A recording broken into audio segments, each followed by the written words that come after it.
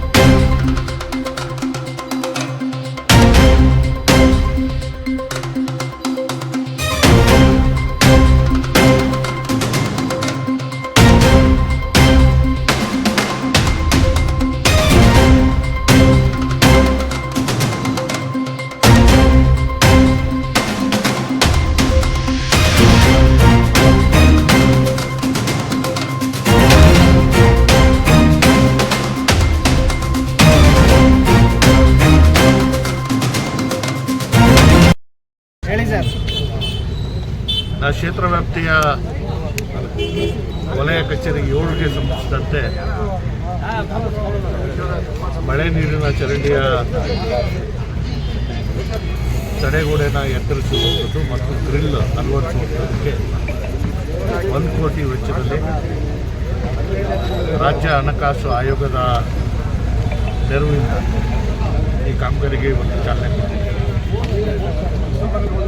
ಒಟ್ಟಾರೆ ನನ್ನ ಕ್ಷೇತ್ರದಲ್ಲಿ ಸುಮಾರು ಒಂದು 25 ಕೋಟಿ ವೆಚ್ಚದ ಕಾಮಗಾರಿಗಳಿಗೆ ಮೊನ್ನೆ 7 ಕೋಟಿ ವೆಚ್ಚದ ಕಾಮಗಾರಿ ಮಾಡಿದ್ದೀವಿ.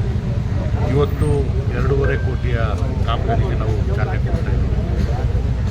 ಸೋಮವಾರ ಸುಮಾರು 15 ಕೋಟಿ ವೆಚ್ಚದ ಕಾಮಗಾರಿಗಳಿಗೆ ಚಾಲನೆ ಕೊಡಬೇಕಾಗಿದೆ. ಇದರ ಜೊತೆಗೆ ಇವತ್ತು ಬಡೆ ಮಕಾನ್ ವ್ಯಾಪ್ತಿಯಲ್ಲಿ ಮತ್ತು ಚರ್ಚ್, ನಮ್ಮ ಸೆಂಟ್ರಲ್ ಲಾಸ್ ಚರ್ಚ್ ಪ್ರವಾಸಿ ತಾಣವಾಗಿದೆ. ಆ ವ್ಯಾಪ್ತಿಯ ಸಂಪರ್ಕ ರಸ್ತೆಗಳ ಅಭಿವೃದ್ಧಿಗೂ ಕೂಡ 1 ಕೋಟಿಯ ವೆಚ್ಚದಲ್ಲಿ ಇವತ್ತು ಕಾಮಗಾರಿಯಿಂದ ಚಾಲನೆ ಕೊಡ್ತೇವೆ. ಇದರ ಜೊತೆಗೆ ಮೈಸೂರಿನ ಅತ್ಯಂತ ಹಳೆಯ ಸಂಸ್ಥೆ ಮೈಸೂರು ITI ಅದರ ಕಟ್ಟಡದ ಕಾಮಗಾರಿಗೆ 4 ಕೋಟಿ ವೆಚ್ಚದ ಕಾಮಗಾರಿಗೆ ಈಗ ಚಾಲನೆ ಕೊಡಕ್ಕೆ ಹೋಗ್ತಾ ಇದ್ದೀವಿ. ಒಟ್ಟಾರೆ ಕ್ಷೇತ್ರ ವ್ಯಾಪ್ತಿಯಲ್ಲಿ ಜನರ ಅಪೇಕ್ಷೆ ತಕ್ಕಂತೆ ನಾವು ಅಭಿವೃದ್ಧಿ ಮಾಡುವುದಕ್ಕೆ ಮುಂದಾಗಿದ್ದೇವೆ. ಜೊತೆಗೆ ಇವತ್ತೇನು ಈ ವ್ಯಾಪ್ತಿಯಲ್ಲಿ ಮಳೆ ನೀರಿನ ಚರಂಡಿ ಭಾಳಷ್ಟು ಸಮಸ್ಯೆಯಿಂದ ಕೂಡಿತ್ತು. ಇದು ಅಭಿವೃದ್ಧಿ ಆದ ಮೇಲೆ ಜನರಿಗೆ ಸ್ವಲ್ಪ ಮಟ್ಟಕ್ಕೆ ಒಂದು ಸಮಾಧಾನ ಆಗಿದೆ.